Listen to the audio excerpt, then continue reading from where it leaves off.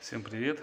Я взял в руки шприц, а это значит, у нас сегодня снова борьба со скрипом.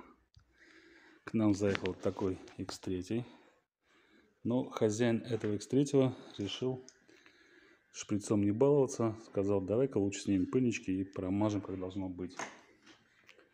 Если не получится, то будем менять сайлентблоки. Человек не экономит.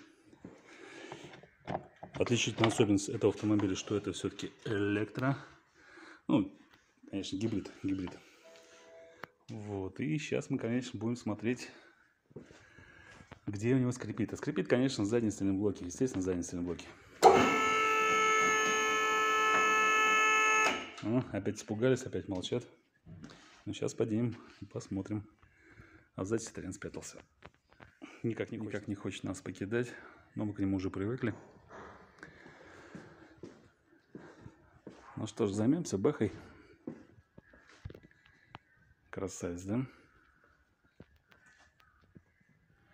Немного подразобрали. Вот у наш плавающий сайлентблок. Немножко зачистили. Зачистили не щеткой по металлу, а вот такой ворсистый.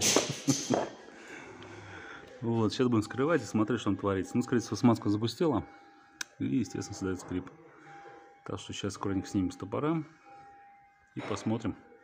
Ну, вот и видно, смазочка немножко загустела. Шарин довольно хорошо ходит, но смазка такая довольно. Сейчас вот ее попробуем заменить. Промоем, прочистим, продуем. Разберем вторую сторону и соберем на новой смазке. Попробуем реанимировать. Пыльничек мы не порвали, все вроде целое. Все хорошо, поставим на место. Вот такая у нас сегодня процедура интересная. А можно было просто вколоть и залить. Но хозяин решил все сделать по уму.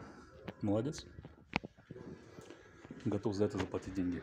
А говорят, что БМВисты экономят. Да нет, не экономят. Зависит от человека.